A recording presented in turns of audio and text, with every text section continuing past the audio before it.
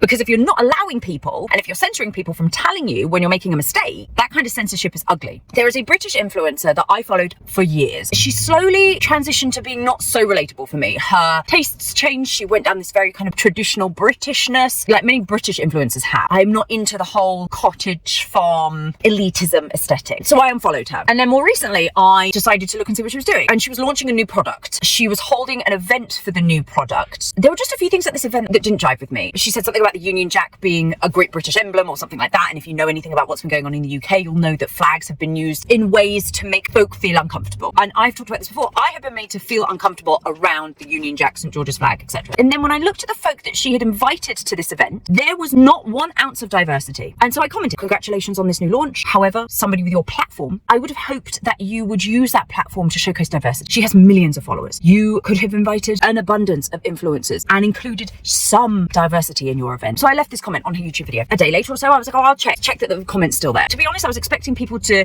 disagree with me because everybody else in the comments completely agreed with her. But I didn't have any likes. I didn't have any dislikes, which I found odd. And nobody had commented to have her back, which I found surprising because, like I said, given this person's community and the general rhetoric in the comms, I would have at least expected somebody to be like, piss off, what happened to women supporting women, and that kind of rhetoric that comes out whenever you try and hold somebody accountable. Regardless, nothing, silence. And so I asked Better Half, can you check that you can see this comment on her video? Better Half could not see the comment. And then I checked on another YouTube account that I have to see if I could see the comment. It wasn't there. Then I did a little bit of research and I found out that you can have these kind of hidden users on YouTube accounts. So somebody can comment on your video and they can see the comment, but nobody else can. That unfortunately, in my opinion, creates an ecosystem whereby you're always told that you're great and that you never do anything wrong. There's no room for growth there. But then I went to the TikTok of a brand that she has done a deal with, and at the event for that product launch, zero diversity, some people had commented. I knew there was something that made me icky about all of this traditional Britishness that is seeping through some of the more viral and popular content creators in the UK. And I was really gaslighting myself about it because I thought all of the comments, nobody else is saying what I'm thinking. So maybe this is just me. Maybe I'm the only one that thinks this. Maybe it's me. I'm being sensitive as a brown British person. Alas, I don't think this is just me anymore. One, because I think my comment has been hidden. Two, to see other people also commenting something similar to what I have been thinking around this current fashion. But I don't think supporting British has to mean supporting white, because if you look at the makeup of the United Kingdom, it's not just this vanilla white aesthetic. And if you think it is this uber wealthy tweed crest royal family polo aesthetic, you need to branch out and you need to allow people to tell you when you're not quite on the mark when it comes to that British aesthetic or who you're inviting to your events. Because if you're not allowing people, and if you're censoring people from telling you when you're making a mistake, that kind of censorship is ugly. And that is not having a responsible platform. That is having a platform that is censoring, is sanitizing, and that right there and then you're on a really slippery damn slope.